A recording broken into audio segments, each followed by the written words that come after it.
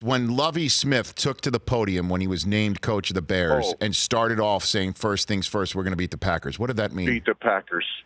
That meant a lot, because up to that point, they had our number. I think we were 2-6 against them my first 4 years, maybe even 1-7. So when he came in there, and he didn't say, we're going to win the Super Bowl, we're going to win division. He said, we're going to beat the Packers. That's our number one goal. And it's good for us to hear that, but, more importantly, the fans heard that. And that's, I think it resonated really, really well with them. And then he didn't just say it. We went out there and did it. He was one of the first coaches that actually got a chance to finally beat them. And we did there for a little while. We had their number. And then Aaron came around and things changed. I heard your difference in your voice right there when you said things changed. Yes, they did. In the wrong person's favor. They changed very quickly in their favor. So I had Favre on in the first hour. I asked him this question. I'll ask it of you. First things first, what was it like standing back where you were and seeing number 4 on the other side? What was that for you, Brian? It was at first it was nerve-wracking because that's my guy. Like when I was a kid, I was a Cowboys fan, so I feel like they played the Packers every single year because they both won the division quite a bit. But I was a Brett Favre guy. I love the way he played. I love the way he took chances. He threw his body out there, didn't care, just reckless abandon. And then to get a chance to play against him my first couple of years, I was kind of in awe at first because that's Brett Favre. So I was like, wow, I'm playing against Brett Favre tonight. The first game I played him, I got sacked. That was really cool. But I think they got a pick the next year. So it was cool, to play against one of the greatest, top 3-4 quarterbacks of all time was really cool early in my career. Well, I asked him that question about you, and he said that you were smart and that he had to account for you.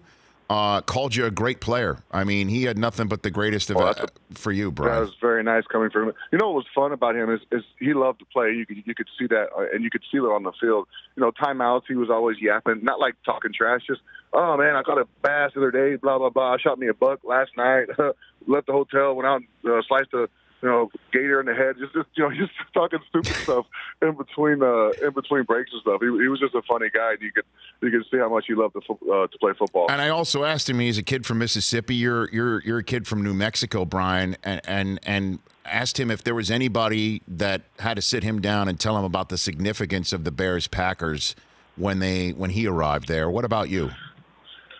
No one sat us down. I think you understand. And we played them the 5th game of my rookie year. We were 0-4 going up there. We actually beat them in Lambeau. But I didn't need to be sat down. You understand the first day of the week with all the media, the new media that comes in just for that game, it's crazy. And we're so close in proximity to them that you don't need someone to tell you what this game means or what it comes down to. You throw the records out that week, that's for dang sure. They don't really matter when you play against them. And how about you later in your career? Did you ever impart that to some young players in your locker room? We didn't have to. No, Rich, I don't feel like we had to.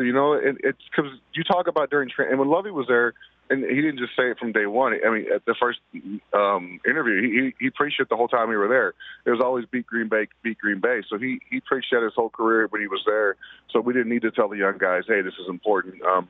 And not that they're more important than the other games, but they have a little bit more meaning to our fans and to our organization than some of the other games. For more of The Rich Eisen Show, tune to Audience Channel 239 on DirecTV for free on BR Live or download the Rich Eisen Show app.